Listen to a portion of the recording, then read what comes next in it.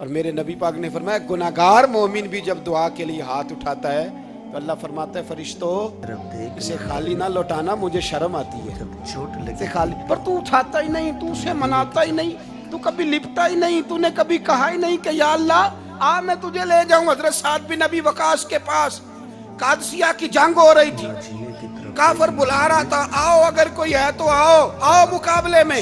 حضرت سعد بن ابی وقاص نے گھوڑے دوڑا دیے، دشت تو دشت ہیں صحرا بھی نہ چھوڑے ہم نے، بحر ظلمات میں دوڑا دیے گھوڑے ہم نے۔ حضرت سعد بن ابی وقاص نے گھوڑے دوڑائے، آگے دریا آ گیا، کوئی پل نہیں کوئی شے نہیں، اسلام کی عزت کا سوال ہے۔ حضرت سعد بن ابی وقاص نے ہاتھ اٹھائے اور کہا اے اللہ اگر تو موسیٰ کی نافرمان قوم کو رستہ دے سکتا ہے تو تو ہمارے دلوں کو جانتا ہے، ہم تو اپنے رسول کے فرما بردار غلام ہیں۔ آنا مہربانی کر کی اگر تو نے دل مسلم کی دل جوئی نہیں تو ہمیں تانا دیں گے بت کے مسلم کا خدا کوئی نہیں۔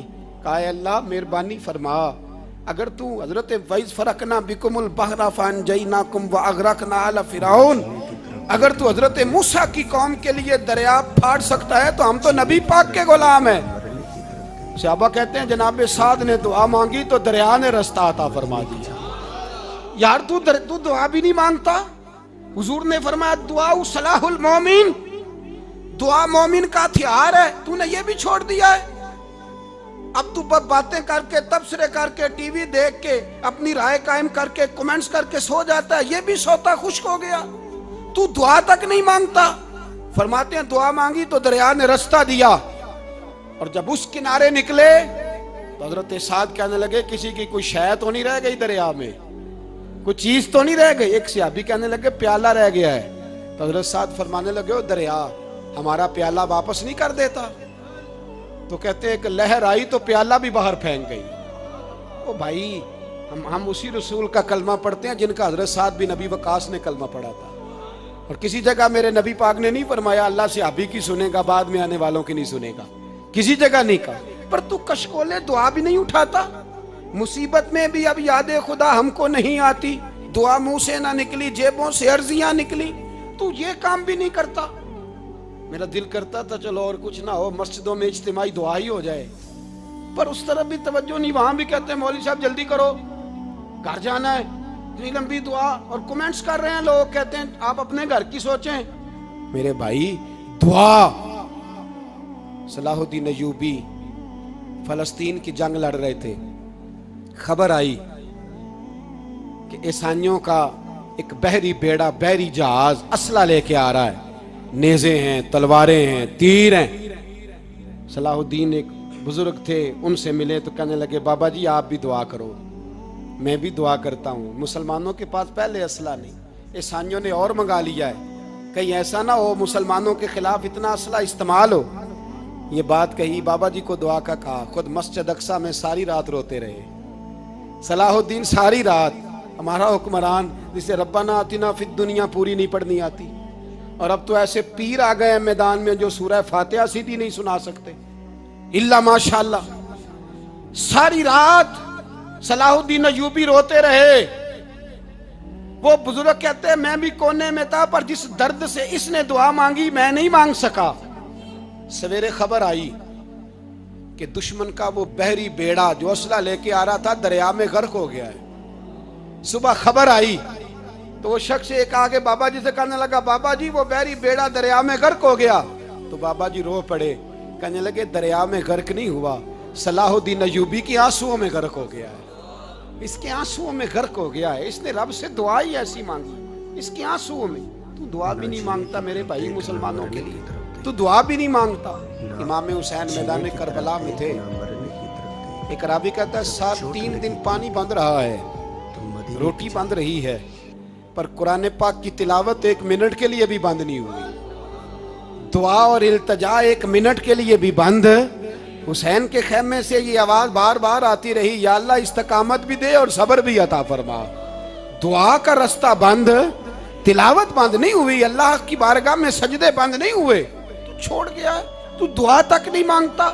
دعا تو انقلاب برپا کر دیتی ہے، دعا تو حالات بدل دیتی ہے، دعا تو تبدیلی لے آتی ہے. کوئی بیٹھا ہوا مجھے دور دعا دیتا ہے, بس دعا دیتا, فقط دعا دیتا ہے. کوئی بیٹھا ہوا مجھے دور دعا دیتا ہے, میں ڈوبتا ہوں پر سمندر اچھال دیتا ہے. وہ بھائی تو دعا بھی چھوڑ گیا. پہلی بات آپ کی خدمت میں یہ ہے کہ جاگیں, مسلمان بنیں. دوسرا کچھ نہیں کر سکتے تو دعا تو کر سکتے ہیں نا. دعا کا رستہ اپنائیں. اور پھر میرے نبی پاک علیہ السلام نے 2 باتیں فرمائیں, کان کھول کے سن لینا. 2 باتیں. حضور نے فرمایا ایک وقت آئے گا کہ میری امت کے خلاف کافر ایک دوسرے کو آوازیں دیں گے, آؤ مسلمانوں کو ماریں, آؤ مسلمانوں. تو صحابہ نے کہا یا رسول اللہ کیوں, ہم تھوڑے ہو جائیں گے؟ فرمایا نہیں, تم بہت زیادہ ہوں گے. 56 اسلامی ملک ہیں دنیا میں. کتنے بول کے بتانا ہے؟ اتنا سا برما ہے.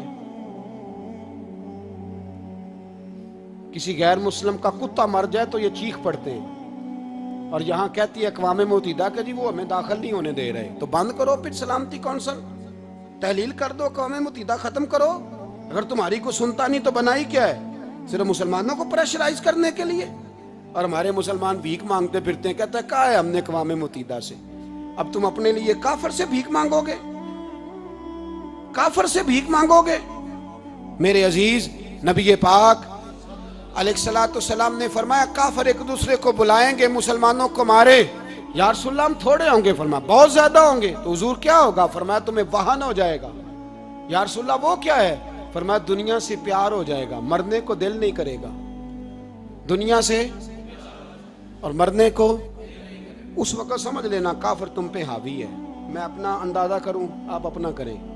مجھے دولت سے کتنا پیار ہے اور آپ کو کتنا پیار ہے. جھاگ کے سنیں یہ لفظ رسول پاک کے صلی اللہ علیہ.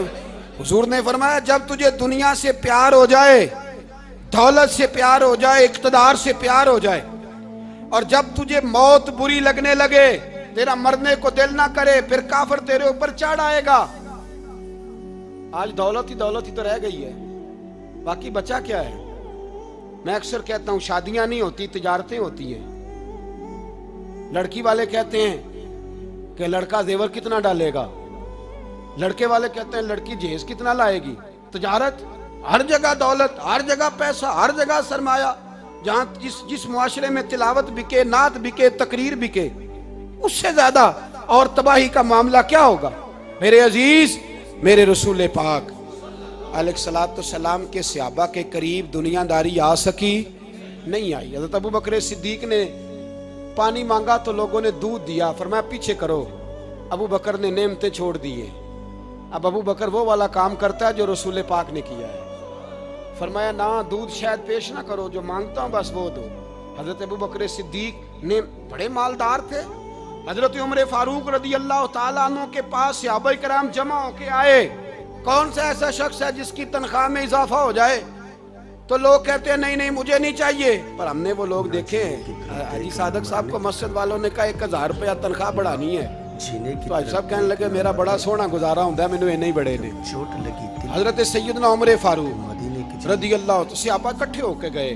کہنے لگے عمر حضور کے زمانے میں بظاہر غربت رہی, جناب صدیق اکبر کے زمانے میں غربت, اب تو بڑی ریل پیل ہے, بحرین سے لاکھوں کا مال آتا ہے, آپ کو بڑے بڑے سفیر ملنے آتے ہیں, پر آپ وہی پرانا کرتا اور وہی طامت جو کئی جگہ سے سی آپ نے کئی جگہ سے پھٹی. اور حضرت عمر ایک دن عید کی نماز پڑھانے گئے تھے تو ننگے پیر ہی چلے گئے. لوگوں نے کہا جوتا, فرمایا ٹوٹ گیا تھا یار, پہننے کے قابل نہیں تھا. فرمایا ننگے پیر آ گئے ہو, لوگ کیا کہیں گے؟ فرمایا چھوڑو, عمر کے پاؤں ننگے ہیں لیکن عمر کے کردار میں تو کوئی شک نہیں نا, پیر ہی ننگے ہیں نا, کیا ہوا؟ چھوڑو اس بات کو. کوئی پیار نہیں دنیا داری سے, دولت سے, کوئی چکر ہی نہیں. حضرت سیدنا عمر فاروق رضی اللہ تعالیٰ عنہ کو صحابہ نے اکٹھے ہو کے کہا, یہ ہے امت کے بیدار ہونے کے طریقے جو عرض کر رہا ہوں. کہا جناب آپ اب بڑا مال غنیمت ہے, اور جس طرح ہر صحابی کا حصہ ہے آپ کا بھی حصہ ہے, تو ایک نیا کرتا ہی ڈال لیں آپ خرید کے. اب جب مشورہ ہو گیا صحابہ میں تو کہنے لگے عمر سے بات کون کرے گا؟ نیا کرتا پہننے کی عمر سے بات کس کو برا لگتا ہے جی؟ نیا کرتا کون بات کرے گا؟ حضرت سیدنا علی المرتضیٰ کا انتخاب ہوا. کہنے لگے مولا علی کی بڑی عزت کرتے ہیں, ان سے بڑا پیار کرتے ہیں, ان سے بات کرتے ہیں. تو حضرت علی کو بلایا گیا, عرض کی حضور مہربانی فرمائیں. حضرت عمر سے کہے نئے کرتے کے لیے. آپ فرمانے لگے عمر میری بڑی قدر کرتا ہے, بڑی بات سنتا ہے, پر یہ والا کام نہیں میں عمر سے کہہ سکتا, یہ کسی اور سے کہو. تو کہنے لگے آپ رہنمائی کر دیں, کس کو کہیں؟ تو جناب علی المرتضیٰ فرمانے لگے اگر حضرت عائشہ صدیقہ سے کہو گے تو عمر فوراً مان جائے گا, وہ مومنوں کی ماں ہیں. صحابہ حضرت عائشہ کے پاس, اماں جی عمر کو بلائیں, ان کو کہیں. بڑے بڑے سفیر آئے ہوتے ہیں, وہی پرانے کپڑے پہن کے بیٹھ جاتے ہیں. اللہ اکبر. حضرت عائشہ نے پیغام بھیجا, فرمایا عمر کو بلاؤ. عمر فاروق دوڑے ہوئے آئے, پردے کے پیچھے حضرت عائشہ کے پاس گھٹنوں کے بل. اماں جی دیر تو نہیں کر آیا میں آنے میں؟ حکم ہو. حضور کے گھر سے پیغام آیا, بڑے بڑے سفیروں کو چھوڑ کے بھاگے. حضرت عائشہ صدیقہ کہنے لگی عمر دیکھو جائز پیسے ہوں تو اسلام اچھے لباس سے منع نہیں کرتا, اب بڑا بڑا مال آیا ہے, اب تیرا بھی حصہ ہے, تو صحابہ کرام کی خواہش ہے کہ نیا کرتا پہن لو. بڑے بڑے سفیر آتے ہیں, حرج بھی کوئی نہیں, جائز بھی ہے, کو منع نہیں. حضرت عمر نے گردن جھکا, جی اماں جی, جی اماں جی, جی اماں جی. حضرت عائشہ کہتی ہیں بات ختم ہوئی, عمر نے گردن اٹھائی تو عمر کی داڑھی آنسوؤں سے بھری ہوئی. کہتی ہے مجھے کہنے لگے اماں جی میں تو صرف مسجد میں دیکھا کرتا تھا, آپ تو مصطفیٰ کو دن رات دیکھتی تھیں, جس طرح کے کرتے آمنہ کے لال نے پہنے ہیں مجھے بھی پہنا دو, میں تیار ہوں, میں پہن لوں گا, میں تیار ہوں, پر جس طرح کے میرے نبی نے پہنے. حضرت عائشہ کہتی ہے میں پھوٹ کے روئی, میرا پلو آنسوؤں سے بھر گیا. فرماتی ہیں میں عمر کی بات سنتی گئی تو میرا پلو آنسوؤں سے, میں نے کہا عمر تو جا, تو ٹھیک ہے. فرماتی ہے عمر فاروق سلام کر کے اٹھے, امیر المومنین چلے گئے. اس کونے میں صحابہ چھپے ہوئے تھے, وہ آئے, کہا اماں جی کیا بات ہوئی؟ تو میں پھر رو پڑی. میں نے کہا کیا بتاؤں, تمہیں پرانے کرتے نظر آتے ہیں, اسے محمد عربی کے جلوے نظر آتے ہیں, اسے رسول اللہ کا رنگ نظر آتا ہے, اسے وہ غلامی نظر آتی ہے. عمر کو دنیا سے پیار, اور دنیا سے پیار نہیں تھا, دعا پتہ کیا تھی؟ یوں جھولی اٹھا کے اللہ مرزقنا شہادتن فی سبیلک وجعل موت فی بلد حبیبک. اللہ عمر کو بسترے والی موت نہ دینا, موت شہادت کی دینا. اور میں میدان میں جا کے نہیں مرنا چاہتا, مجھے رسول اللہ کے شہر میں موت چاہیے, باہر جا کے نہیں, یہی میدان لگے مدینے میں, یہی موت آئے, اسباب بنا. میں مدینہ بھی نہیں چھوڑنا چاہتا. او بھائی ان لوگوں کو نہیں پیار تھا. جناب صدیق اکبر کا وصال ہوا تو زہر کے اثر سے, وہ جو آپ کو زہر لگا تھا, بعض مفسرین نے لکھا ہے کبھی کبھی وہ جو سانپ نے ڈسا تھا تو کبھی کبھی اس کا اثر آتا تھا, بس اللہ نے شہادت دینی تھی کبھی کبھی, ورنہ تو بڑی شفائیں تھیں. حضرت عمر شہید, حضرت عثمان, جناب علی, امام حسن, امام حسین, علی اکبر, علی اصغر, حضرت عباس, حضرت سعد بن معاذ, حضرت امیر حمزہ, مصعب بن عمیر. میرے محبوب نے تو لسٹ بنائی شہیدوں کی, لسٹ بنائی شہیدوں کی. شہادت سے پیار کیا رسول اللہ صلی اللہ علیہ وسلم کے غلاموں نے, پیار کیا شہادت سے, اسی لیے تو کافر اٹھ نہیں سکا کہ شہادت سے. حضرت سعد بن معاذ رضی اللہ تعالیٰ عنہ کو زخم لگ گیا, جنگ سے زندہ آ گئے لیکن زخم ہے, رو کے کہنے لگے محبوبہ سارے شہید ہو گئے, میں ایسے ہی رہ گیا. حضور نے فرمایا نہیں, رب تجھے بھی شہادت کی موت ہی عطا فرمائے گا. اسی زخم میں پردہ ہو گیا. میرے بھائی حضرت عمر بن جموح رضی اللہ تعالیٰ عنہ 4 بیٹے لے کے احد کے میدان میں آئے, کہا محبوبہ میرے 4 ہی تھے, میں سارے لے آیا ہوں, سارے ہی قبول ہیں؟ فرمایا ٹھیک ہے. پھر خود بھی زرہ پہن لی, ایک ٹانگ سے لنگڑے تھے, ٹانگ چھوٹی تھی. حضور نے فرمایا تو نے کیوں لباس پہن لیا ہے؟ کہا حضور میں نے بھی تو جہاد پہ جانا ہے نا. تو حضور نے فرمایا تیرے 4 بیٹے جو جا رہے ہیں. تو کہا یا رسول اللہ کیا لنگڑے جنت میں نہیں جا سکتے؟ حضور لنگڑے اللہ کو قبول نہیں, میں نہیں جا سکتا. تو میرے نبی پاک صلی اللہ علیہ وسلم نے فرمایا نہیں، جنت تو تیرا انتظار کر رہی ہے۔ کہا حضور پھر میں بھی جاؤں گا، بچے جائیں گے تو میں بھی جاؤں گا۔ ایک بی بی احد کے دن 3 سال کا بچہ لے کے گھر سے نکلی، بیبیوں کو کہتی ہے میرا خامد بھی بدر میں شہید ہوا، بھائی بھی اور باپ بھی، آج حضور نے پھر بلایا ہے، دل کرتا تھا کوئی جوان بیٹا ہوتا تو میں پیش کرتی، پر اب میرے پاس یہ 3 سال کا ہی ہے۔ بچہ لیا مدینے میں مسجد نبوی میں، حضرت بلال سے کہنے لگی 2 منٹ حضور کا دیدار چاہیے۔ نبی پاک آئے، کیسے آئی ہو؟ کہنے لگی محبوبہ میں شہید کی بیٹی، شہید کی بہن، شہید کی بیوہ ہوں، میرے پاس اب جوان تو کوئی نہیں، یہ 3 سال کا ہی ہے۔ حضور نے مسکرا کے فرمایا یہ کرے گا کیا؟ کرے گا؟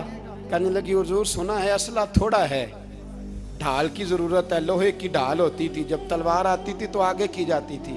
کہا محبوبہ میرا شہید کی اماں بننے کو بڑا دل کرتا ہے، یہ میرا 3 سال کا لے جاؤ، جب تیر آپ کی طرف آیا تو میرا بیٹا آگے کر دینا، یہ ڈھال کا کام تو دے گا نا۔ ہنستے ہوئے محبوب کی آنکھوں میں آنسو آئے، بچے کو پکڑ کے سینے سے لگایا، ماتھا چوما، فرمایا جا تیرے ساتھ وعدہ ہے، قیامت کے دن تجھے شہید کی اماں کہہ کے ہی پکارا جائے گا، وعدہ ہے تیرے ساتھ تجھے شہید کی۔ میرے بھائی مرنے کو دل ہی نہیں مسلمان۔ میرے نبی پاک صلی اللہ علیہ وسلم نے فرمایا جس کے دل میں کبھی شہادت کی آرزو پیدا نہیں ہوئی، اس کے سینے میں دھڑکنے والا دل مومن کا ہے ہی نہیں، وہ تو منافق ہے۔ جو کبھی دین کے رستے میں شہید ہونے کو، میرے بھائیوں دین کو بڑی ضرورت ہے، بڑی ضرورت ہے، بڑی۔ اے خاصائے خاصان رسول وقت دعا ہے، امت پہ تیری آ کے عجب وقت پڑا ہے۔ وہ دین جو بڑی شان سے نکلا تھا وطن سے، پردیس میں وہ آج غریب الغربا ہے۔ فریاد ہے اے کشتی امت کے نگہباں، بیڑا یہ تباہی کے قریب آن لگا ہے۔ اور ایک شاعر قلم توڑ گیا، کہنے لگا تجھ سے فریاد ہے اے گنبد خضرا والے، تجھ سے فریاد ہے اے گنبد خضرا والے، کعبے والوں کو ستاتے ہیں کلیسا والے۔ تجھ سے فریاد اے گنبد خضرا، اپنے اندر دین کا درد پیدا کرو، ذوق پیدا کرو، مسلمان بن کے جینا سیکھو۔ جب کوئی برادری پوچھے تو کہو میں محمدی ہوتا ہوں، میں مصطفی ہوتا ہوں، میں رسول اللہ کا غلام ہوتا ہوں، میں پہلے مسلمان ہوں، باقی کچھ بعد میں ہوں۔ خدا را اپنے گھر میں پردہ کراؤ، خدا را رزق حلال کھاؤ، اگر پردے نہ ہوں رزق حلال نہ ہو تو جذبہ جہاد پیدا نہیں ہوتا۔ خدا را اپنے اندر انقلاب برپا کرو، دین کے لیے جینا سیکھو۔ دین بڑا تڑپتا ہے، دین بڑا روتا ہے۔ رسول اللہ آج تجارت کرنے والے ملتے ہیں، آج سیاست کرنے والے ملتے ہیں، دین والے نہیں ملتے، دین کے درد والے نہیں ملتے۔ اپیل ہے آپ سے، آج رات 2 نفل پڑھ کے اور کچھ نہ ہو سکے تو مسلمانوں کے لیے دعا ضرور کر دینا، ان کے لیے دعا ضرور کر دینا، اپنے آپ کو بیدار کرو، بیدار کرو۔ بھئی ہم تو آج تک اس لیے ڈر رہے ہیں کہ ہمارا چہرہ ہی نبی پاک جیسا نہیں بن سکا، تو داڑھی رکھنے میں بھی ہم ڈرتے ہیں، نمازی بننے، مسجد آباد کرنے میں، مسلمان کہلانے میں بھی تک خوف ہے۔ تو بتلاؤ نا اس سے آگے بات کب چلے گی؟ جہاد کی بات تو بڑی آگے جا کے ہے۔ بدل جاؤ، رسول اللہ کا غلام بن کے جینا سیکھو، نبی پاک صلی اللہ علیہ وسلم کی غلامی کا پٹا اپنے گلے میں ڈالو۔ یہی امام حسین کی سوچ ہے، یہی امام علی مقام کا پیغام ہے، اس کو کبھی فراموش نہ کرنا۔ امام حسین ہمیں بتا گئے سارا کچھ لٹ جائے پر دین کے اندر کوئی نقص واقعہ نہ ہونے پائے، کوئی شرابی، کوئی بے ایمان، کوئی لٹیرا کبھی اس کے سپورٹر نہ بننا۔ ہمیشہ وہ کسی شاعر نے کہا تھا ہم سے نہ رقم ہوں گے قصیدے یزید کے، کسی نے کہا کسی ظالم نے میری سپورٹ کر، میری بات کر، تو اس نے کہا ہم سے نہ رقم ہوں گے قصیدے یزید کے، کیونکہ ہم لوگ تو حسین کے سیرت نگار ہیں، ہم لوگ تو حسین کے سیرت نگار ہیں۔ یہ محرم کے جو دن ہے یہ انقلاب کے دن ہے، رونے پیٹنے کے نہیں، انقلاب کے دن، جذبوں کی بیداری کے دن، ظلم کی آنکھوں میں آنکھیں ڈالنے کا جذبہ پیدا کرنے کے دن۔ اس کو اسی رنگ میں لو۔ اے خالق کائنات نہ جینے کی طرف دیکھ اپنے محبوب کی امت پہ رحم فرما اور اپنے فضل سے ہمیں دلوں میں جذبہ جہاد اور شوق شہادت عطا فرما. آخر دعوانا ان مدینے کی جانب 2 منٹ کے